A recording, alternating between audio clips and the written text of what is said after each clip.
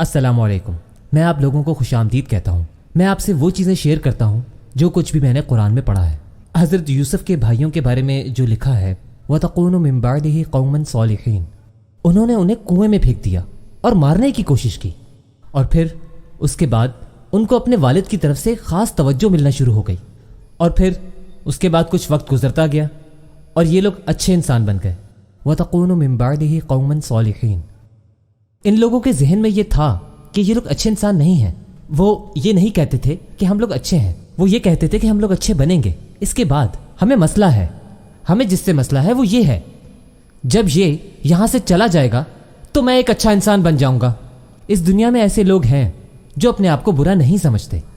शैतान अपने हर काम को अच्छा समझता है और उसे लगता है कि वो ठीक कर रहा है, जैसा कि वो लोग ये सोचते हैं कि वो अच्छा कर रहे हैं। कुछ लोग ऐसे भी होते हैं जिन्हें मालूम होता है कि वो लोग गलत कर रहे हैं, वो जानते हैं कि वो लोग अच्छे नहीं हैं, लेकिन वो इस बात को नहीं समझते, ना समझना चाहते हैं कि उन्हें खुद को तब्दील करना होगा। वो दूसरी चीज़ों को ही कसूरवार ठहराते हैं या फिर किसी इंसान को। वो कहते हैं ये आदमी जो है मेरी ज़िंदगी में, इसने मेरे साथ ऐसा किया है, इसकी वजह से मैं ऐसा बुरा इंसान बनने पर मजबूर हो गया हूँ।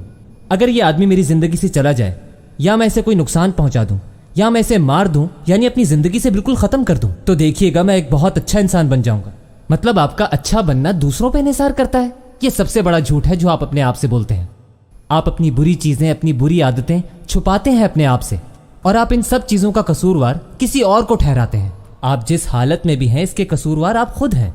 जो कुछ भी करना है आपने खुद करना है, किसी और पर इल्ज़ाम नहीं लगा सकते आप, वरना आप में और हज़रत यूसुफ के भाइयों में कोई फ़र्क नहीं। अच्छा बनने की ख्वाहिश तो रखते हैं, लेकिन कहते हैं कि मैं कैसे बनूँ, ये आदमी यहाँ है, मैं ऐसा अपने बाप की वजह से हूँ, अपनी माँ की वजह से हूँ, अपने भाई की वजह से हूँ, अपनी बीवी की वजह से हूँ, अपने हस्बैंड की वजह से हूँ। कोई भी हो, फ़र्क नहीं पड़ता। कुछ ऐसे पैगंबर भी हैं जिनकी बीवियाँ अच्छी नहीं थीं, लेकिन वो अजीम इंसान बने। कुछ पैगंबरों के बच्चे बहुत ही नाफरमान थे। कुछ पैगंबरों के माँ बाप भी उन्हें परेशान करते थे, लेकिन हज़रत इब्राहीम की मिसाल लें, उन्होंने ये नहीं कहा कि मेरी परवरिश अच्छी नहीं हो रही तो मैं क्या करूँ, ऐसा कोई उज़र पेश नहीं किया। सुभान अल्लाह। नहीं, हम अपनी गलतियों का, अपनी कोताहियों का इल्ज़ाम दूसरों पर नहीं दे सकते। हाँ, मैं जानता हूँ कि हमें दूसरों की बातें इमोशनली डाउन करती हैं, लेकिन ये सोच एक बीमारी है, हमें इससे मुकाबला करना चाहिए। और यही सारी बातें अल्लाह ताला हमें अपनी किताब में सिखाता है। बलिल इंसानु अला नफ्सिही बसीरा वलौ अलक़ा मआज़ीरा, ये चीज़ मैंने तुम्हारे लिए छोड़ी। कोई भी इंसान जितना बेहतर अपने आप को जानता है, दूसरा नहीं जानता। अला नफ्सिही, इसका मतलब ये है कि अपने आप को देखो। अगर दूसरे में कोई बात समझ में नहीं आ रही तो आप अपने आप को देखें। उज़र पेश करने की जरूरत नहीं है। क्या ठीक है क्या नहीं, ये आप अच्छे से जानते हैं। अल्लाह ने हमें ऐसा बिल्कुल नहीं बनाया है कि हम अपने गुनाह और गलतियों को दूसरों के ऊपर डालकर उसके पीछे छुप जाएं। अपनी गलतियां उनके ऊपर नहीं डाल सकते। अगर कोई भी मसला है तो हम अल्लाह से दुआ करें कि वो हमारी गलतियों और गुनाहों को माफ़ करेगा और हमारे रिश्तों को बेहतर बनाएगा।